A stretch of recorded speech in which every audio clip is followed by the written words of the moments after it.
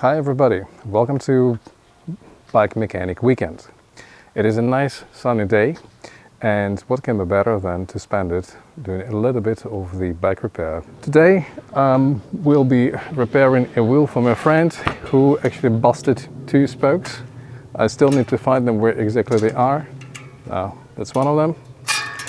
And essentially he asked me to help because he got himself one of these and kind of essentially he got stuck doing it. I'm gonna show you where and how and why, so that you can help yourself a bit too.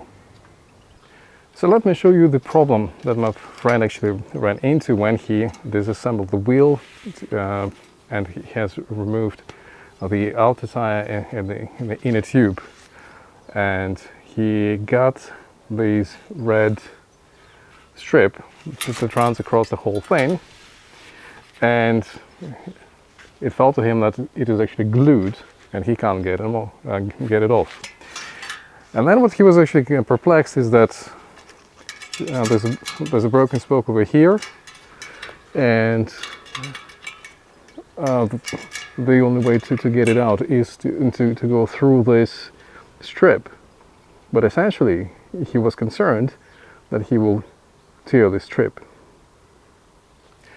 This is a bit of a strange thing about building bike wheels.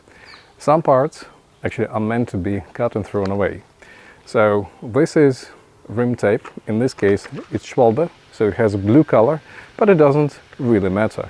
It is adhesive tape that is glued to the bottom of the rim to protect the inner tube from punctures when it will press against the sharp edges of the metal of the rim. Before we begin, remember one thing: whatever maintenance you do, small or little, always wear personal protection, even if it feels a bit clumsy. A good place to begin with removing the old rim tape is the nipple hole, so we can take just a marker and tear away first section.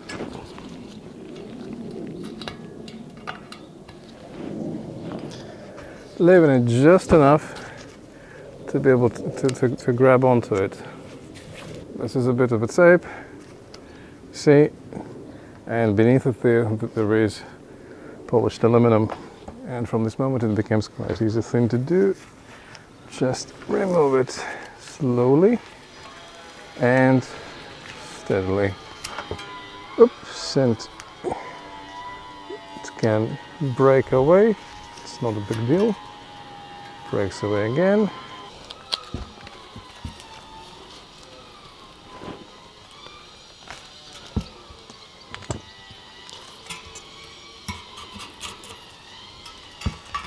This one got quite bent.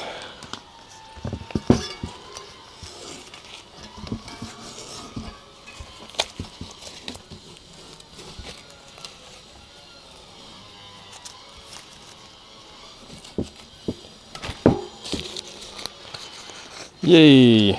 All right, we got him.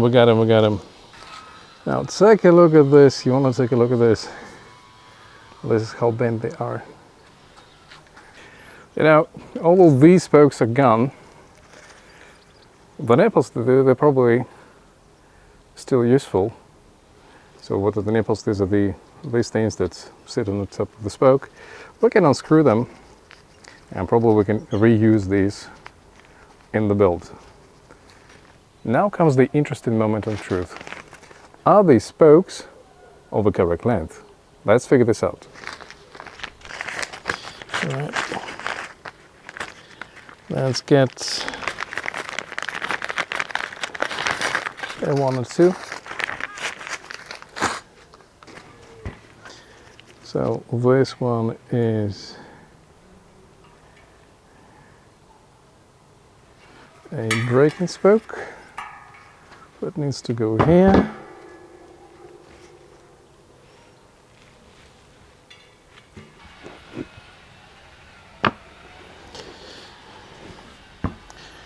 Okay, and So this spoke actually goes on the outside. Okay, and outside it goes into here.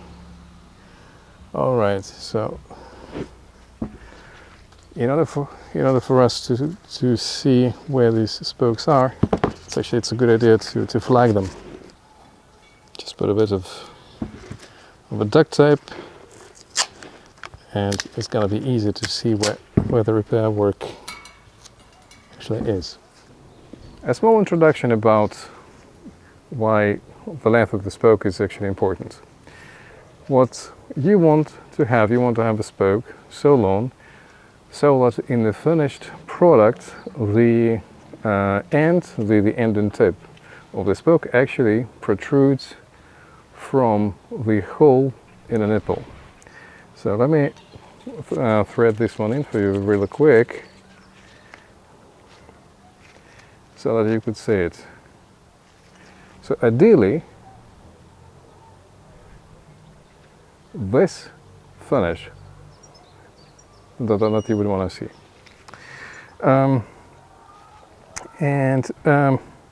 What also you do not want to see, you don't want to see spokes which are short, meaning that when the wheel flexes, there is nothing that keeps the head of the nipple from being pulled out of the rim. Let's see if the length on this occasion is right. There is another interesting element about wheel building, is that whenever you put spokes, you also need to put a little bit of oil, and the oil goes into thread so that the spoke turns with a bit of lubrication inside the nipple, and also on the nipple itself, so that it rubs gentler around the metal of the rim. Okay, so these are our flagged spokes, this one and this one. I'm suspecting that this one will come a little bit shorter than it should have been, but okay, we never know. We can try. We can put a little bit of oil on the threads. We don't actually need a lot. We can also put a little bit of a drop into the nipples themselves. And we can put a little bit of a drop around the neck of a nipple. Cool stuff, isn't it? Next we can enlist the help of the power tool to help us screw in it. This is a very good assembly helper that helps you to drive the nipple into the spoke, at least initially. Screw the spoke.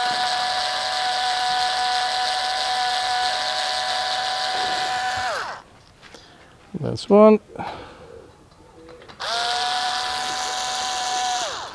And that's two. The beauty of this bit is that it disengages automatically, and this is what this protrusion is for. So you got both nipples sitting on the spoke on exactly the same depth, and this is important if you build the whole wheel, of course, from scratch. Tighten these nipples.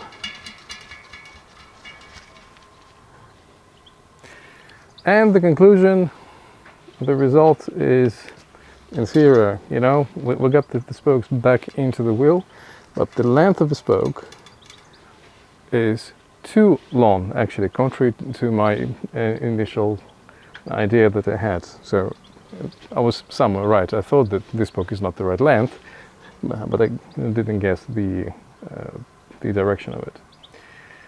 Now, see, let me show you an interesting trick. You can check the tension of the spoke by picking on it, like on a harp.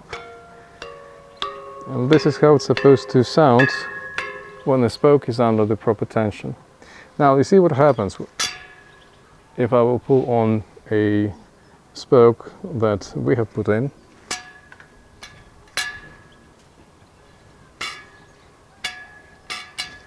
No tension at all.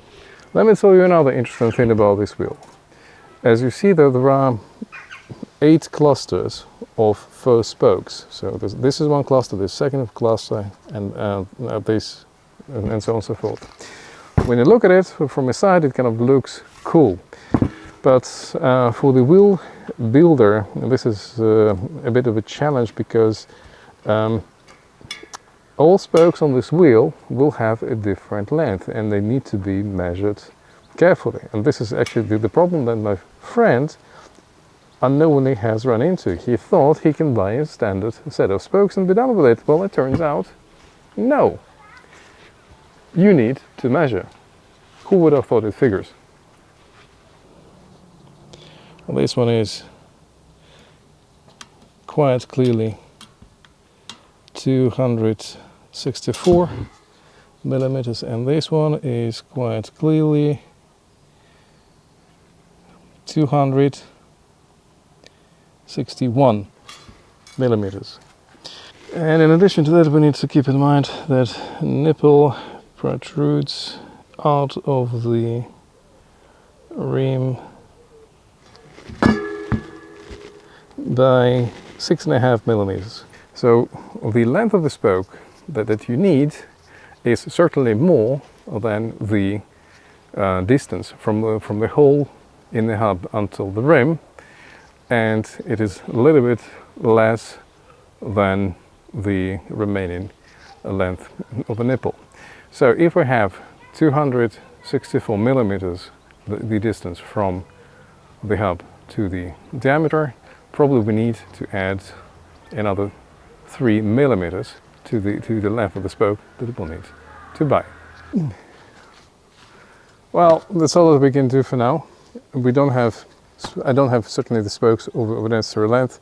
I need to order them to complete the repair. Right now, I know the size that I actually need to do it. So this ends this episode of Weekend Bike Mechanic. The wheel goes back into the shed, and I'll see you next time.